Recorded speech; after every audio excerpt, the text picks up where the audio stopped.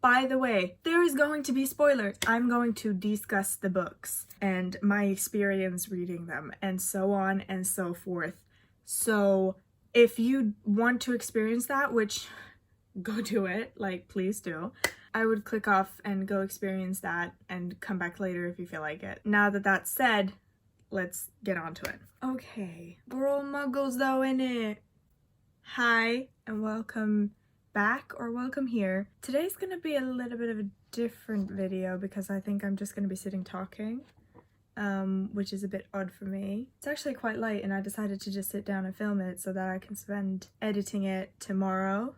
Basically, this video is going to be me discussing how I discovered Harry Potter for the first time in my life, except for like a few things, at 20 years of age. Everything is basically from scratch. Like, I had not seen all the movies, and I did start with the movies. So yes, I imagined all the characters and everything to be as they look in the movies, like their faces and everything of the actors. That's what I imagined. I never clocked the fact that Dumbledore has been played by two people. I didn't know that. So basically, my history with Harry Potter, what did I know before I started with anything? I had seen the first movie when I was quite young. I don't remember much of it when I started watching it. I've had Prisoners of Azkaban on DVD. So that movie is the only one that I was like, okay, from the age of like, what could I have been? I was like at least 13, 14. I remember I had that movie and I was obsessed with that movie in particular because there wasn't like Netflix or there wasn't HBO. There wasn't that when I was like 13, 14, I don't think, or at least we didn't have it. So I watched that movie over and over and over. I knew all the lines and everything like that. I never read the books. Never. Not once. We didn't have the books. I wasn't that interested in reading books. I'm still not. I'm trying to get into it though because I like the thought of it.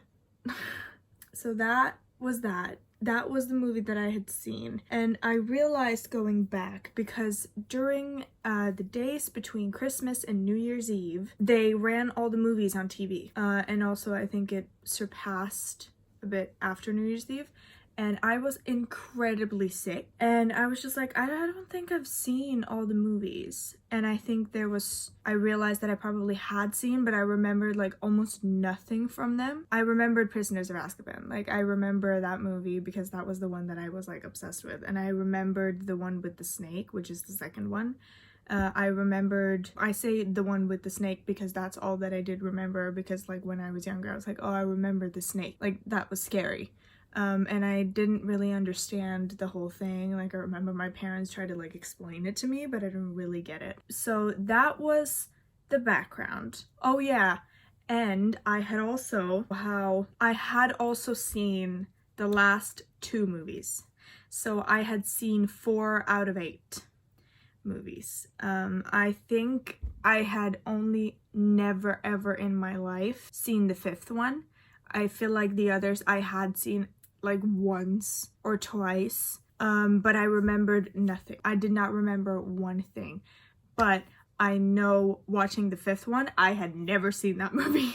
I had never once in my life seen that movie. So the movies is how I like saw it again and like rediscovered it, and it's the only like way that I had consumed it in any type of way when I was younger. I watched all of the movies once, and then I watched all of the movies through again during those days because I rented them, and I was like, well, during those 48 hours, I may as well get as much out of renting them as I can. And me and my mother and my sister, we were really sick coming home from Tenerife. I don't know. I still to this day do not know how to say that in English, and it really bothers me. But we came home from there and then we were really sick, so we kept watching the movies. Or we didn't keep watching the movie, but I was pushing. I was like, hey, let's watch them again. So that is my way in, and that's what I knew previously to going into this. After watching all of the movies through,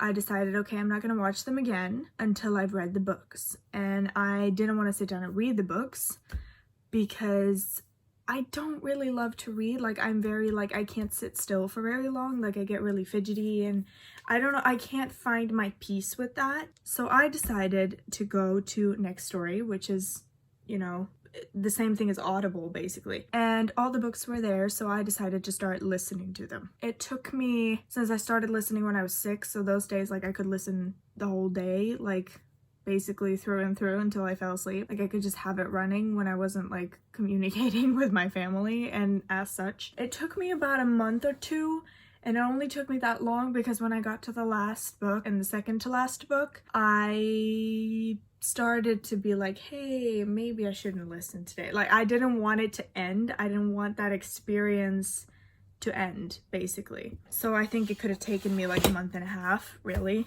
Like, logistically, I think that could have been like a good amount of time. But that was that. I was gonna go through originally like what stood out to me with each book, and then I realized that's gonna take a lot of time.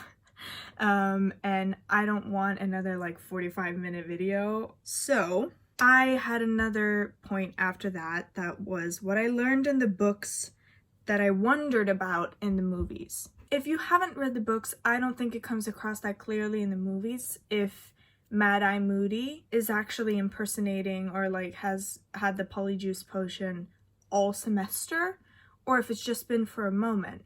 Because really the only time when we see him the first time acting weird is when the guy who's actually being him does the thing with his tongue towards his father. That's the first time that we kind of catch up on the cue that, oh, okay, that's odd. So that was something that I thought about and was like, wait, does he actually impersonate him the entire time, or has this happened like sometime soon? Like, when did that happen? And in the books they basically explain that yes, he has been impersonating him like the entire semester. He didn't do any teaching. And I think they make a joke of it in like the first of the last movie, like the part 1 part 2 thing, when they're all turning into Harry and do that. Like, he says something like, I didn't do much teaching, but I don't know if he says that in the movie or if that's just in the book. So I guess that explains it then, but it is explained in the book of that story specifically in that he actually is him for the entire of the semester. Another thing that I learned in the books that I wondered about in the movies, because they don't really have like a moment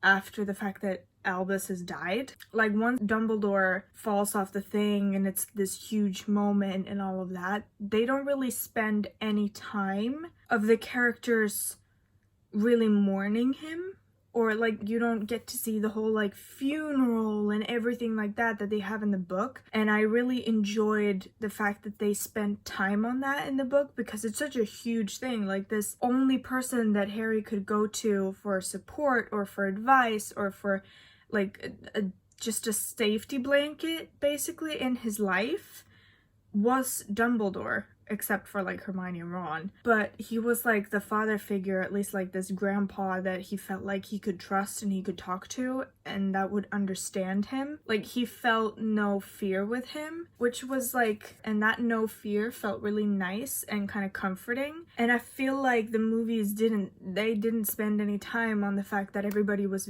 like mourning him. It was just like straight into hunting Horcruxes. It just went straight into the business, which I understand because it's movie, like they need to cut everything down, but I feel like they could at least have like a quick little montage like of the funeral. Like, I feel like we just see the tombstones getting put together. I don't remember, but I don't think we really saw anything after that. Like, we saw everybody kind of find out. Basically, they didn't spend any time on it. And they really did that in the books, which I thought was really nice and very comforting in the fact that he got his moment, because it was such a huge character and it was such a like building and guiding character through the books and also through the movies. Like, he very much like guides Harry and helps him. Like, he's a very like, he's one of the characters that always guides the story and leads the story onwards. So it was like, what's gonna lead it now that he's gone that's not Harry?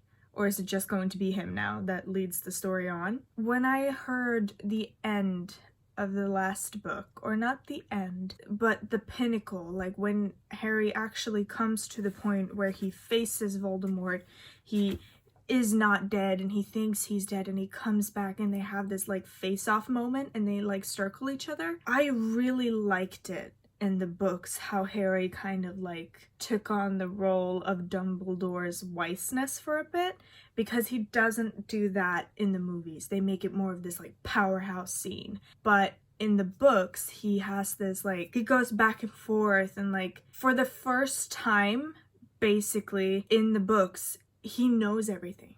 He's a step ahead. He knows more than Voldemort at this point. Because yes, he was a step ahead with the fact that he started hunting Horcruxes, but that wasn't Harry. That was, in a way, Dumbledore. I liked the contrast of Harry now being the one who was a step ahead, and Voldemort now having to like be the one to like, wait, I have to catch up. Like, what's going on? He kept asking him questions and made him feel quite like vulnerable and like, hey, I don't know what's going on, you know more than me, like what's happening? And Harry, for once, like finally, he understands everything.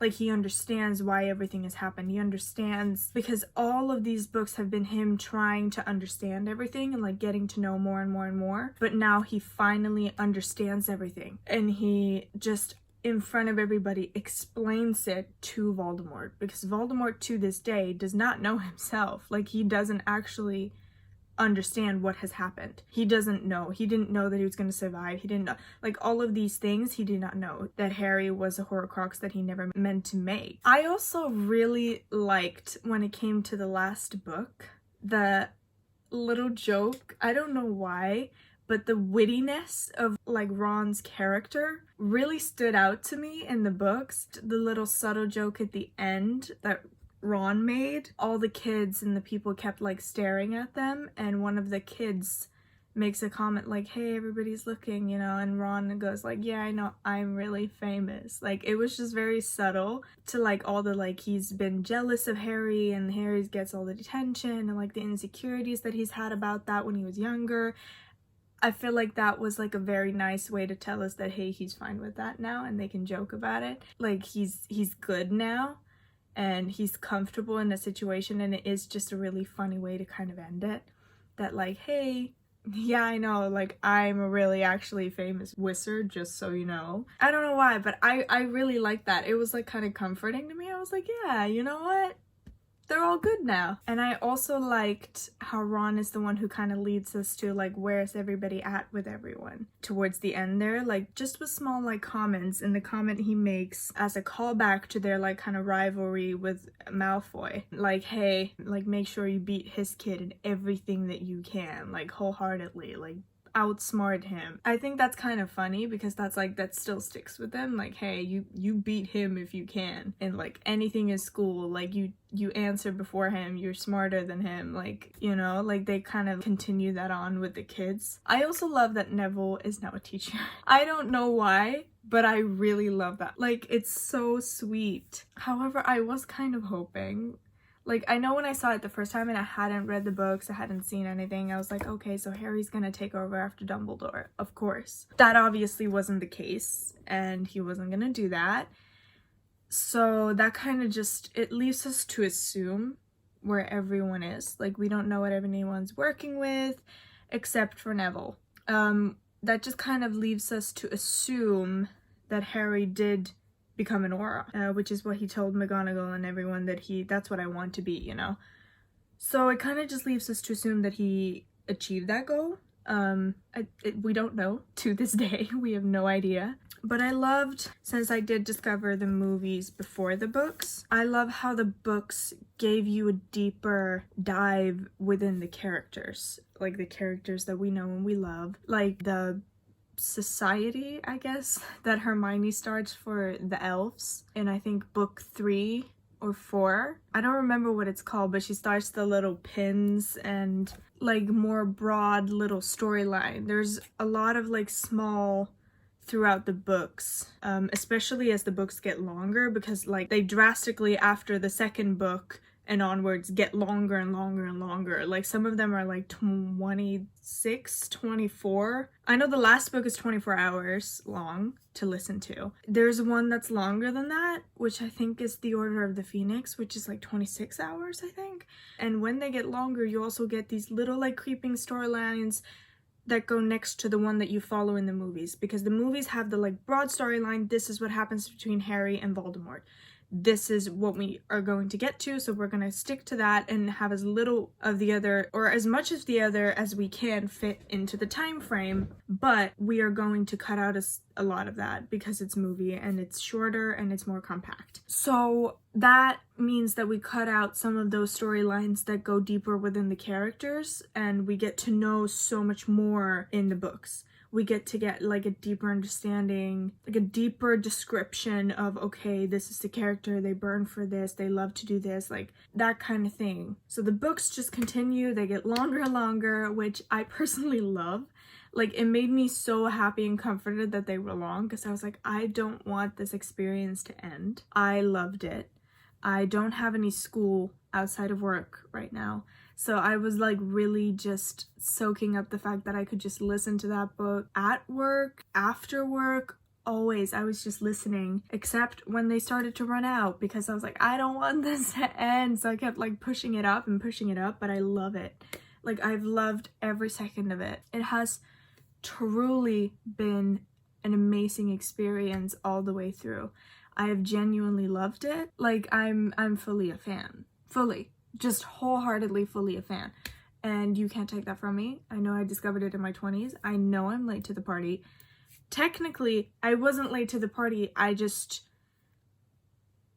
had one of the movies and I was obsessed with that one. Like, I never thought of really or like discovered the rest of them, even though the ones I had seen, except the Camberofsecrets, because the snake, like, I was scared of it when I was younger. Like, I was young at that point. I don't think I was like, I think I'd like just started school when I saw that the first time. Like, I was scared. So that one I didn't really enjoy the first time I saw it. Honestly, for the time like that came out, the animations in those movies are gold.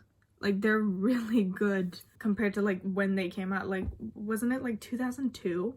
Like, we've seen way worse animation in like pretty high production films like way later on in the years.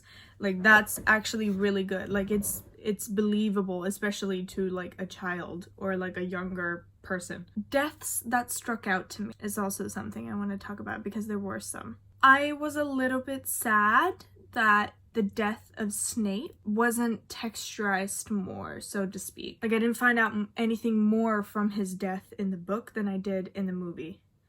Which, I don't know, I kind of wish I did, but you do understand his character a little bit more and you can read it through like a specific type of eyes. Reading the books and seeing the movies and everything from like more of a grown-up perspective does give you a different view of things. You understand Dumbledore's want and need, like when he's in front of that mirror, he lies and says that what he sees in the mirror is this thick woolen socks, when really he probably sees Harry defeating Voldemort, everything going as planned. Like, he probably sees something of that nature, and he lies because he knows that he's not ready to hear that yet.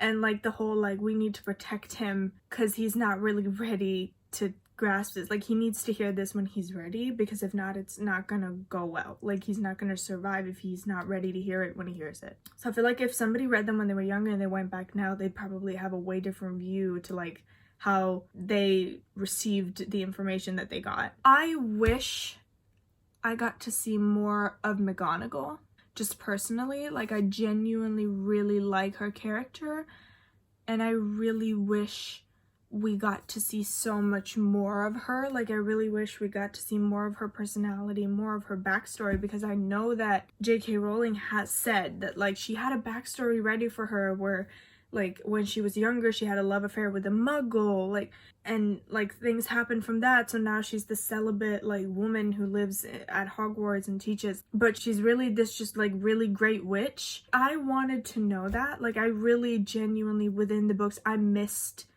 more of McGonagall. Like, I wanted more of her story, and I wanted more of her as a character, because to the children I feel like her and Dumbledore are the ones that they kind of look to for inspiration, and like I want to be more like them. Like, I feel like those are the two main wizards and witches. Like, I feel like those are the two mains, except for Snape. But just because he was in love with his mother, he gets so much time and we get to know so much about his character. But I wanted more of McGonagall, okay? I wanted that. A death that really like stood out to me was Dobby's. Obviously, Dumbledore stood out to me, especially in the books, because you got to see so much more of it, and that made me really happy, like, that they spend time on that, and, like, them mourning, and obviously you can explain it so much better in a book, because you explain it through Harry's head, like, the things he's feeling and thinking and everything, so it's easier to kind of, like, show that, or give time to that. Dobby's death. If you didn't cry, you're a soulless animal, okay? You have no soul. It made me so sad. However, I feel like I would have been so much more sad if I hadn't seen the movie before, because I know when I saw that the first time, like, on the TV screen, I bawled. Like, I was so sad because Dobby was, like, really one of my, like, favorite characters. Like, I loved him. Like, I genuinely, like, he was the proudest little boy ever, and it made me so sad when he died. That is one of the things that, like, really stands out to me. And I'm a little bit upset that we don't get to see what happened to the other house elf. What's his name? Oh my god, I lost it. Sirius Black's house elf, or the family Black's house elf. What's his name? Oh my god, Creature. Oh my god. I'm a little bit sad that we don't get to see, like, where's Creature at the end. I was like, I wanted to know, because this is something that also isn't in the movies whatsoever. You get to see Creature, like, the fact that he's this, like, grumpy old elf and he's angry at everybody and muggle boards are disgusting and blah blah blah blah blah. Like, that's all we get to see in the movies. But in the books, Harry, because Sirius leaves him, like, everything. Like, he inherits everything from Sirius. So he inherits the house, he inherits everything. Meaning he inherits Creature. So Creature is his house elf from that point on. And, like, in the books, he sends him on some quests and he develops a relationship with him. And then Creature comes to work at Hogwarts, because apparently all the food at Hogwarts is prepared by elves down in the kitchen. So all of the elves, he goes there to live with them, and he's, like, in the fight at the end, like, with all the other house elves, like, yeah, let's get him. And I really wanted to see in the end if he stayed with them. Like, did he go with Harry and them? Does he stay with their family now? You know, like, I wanted to know that. There's a lot of things that I wanted her to kind of elaborate just a little bit more on. I'm not asking for, like, what's everyone doing? What's everyone doing this? I want to know everything. I'm just asking for a little bit more of an elaboration. Like, you don't get to know that Neville Longbottom is a teacher in the movies, which I thought was really, really interesting. Like, I genuinely loved that. Okay, so to wrap this up, because I don't want this movie to be too long, and I really just wanted to kind of, like, gather my experience of it and, like, things that, like, stood out to me more so in the books than in the movies. I am, now that I have read all the books, first of all, I'm gonna listen to them all again. I've already started and I'm on the second one again, and I remember nothing from when I listened to them the first time, because I was at first gonna do, like, the one thing that stood out to me with every book, but I didn't realize that I wanted to do that until, like, book 5, and I was like, I don't think I remember, quite honestly. Like, I don't think I do, which first of all scared me. Like, I'm not that old, I should remember more. And when I've listened to them, I'm like, wow, like, it actually feels like I'm listening to them again, because I don't remember half the shit. Like, there's so many more conversations because there's more time and everything. I genuinely, if you haven't read, like, I would definitely recommend it. I have listened to the books, not on audiobook, but the one, I don't remember, Stephen something, I think his name is. I will put the narrator that I had down below. I think his name is Stephen Fries or something. I don't quite remember, like, I'm just saying that from at the top of my head, but I'm gonna put his name down below. Like, that's the one that I've listened to. I would highly recommend to just experience it. Like, even if it's just once, just listen through it. Like, I think it's a great thing to do for yourself. Like, it doesn't have to be Harry Potter. Like, anything, like, something that you're like, oh, everybody's into the whatever. Like, everybody doesn't have to be into it, but, like, just give yourself the time to experience something new, because I feel like it's very rewarding to, like, just be a part of something for a little bit and, like, just experience something new. I am now going to go and listen to them all over again, and the plan is that on my birthday, or around my birthday, now that I have listened to all of them, I'm going to watch all of the movies again with the understanding of the books at the back of my head. So that's what I will be doing the weekend of my birthday to 21. And that's all for me this time. I hope I've said everything I wanted to say, or if there's anything I missed, I will put it down in the description, so go check that out. My Instagram is also down there. Please go follow that. It would be lovely if you subscribed, and if you stayed, please like the video, leave a comment, and I will see you next time. Now, I will be off listening to all of them again and watching all the movies again. Bye! Now I'm gonna go listen to all the books again. We're all muggles though, innit? Ow. I also love that Neil is a teacher. Neil.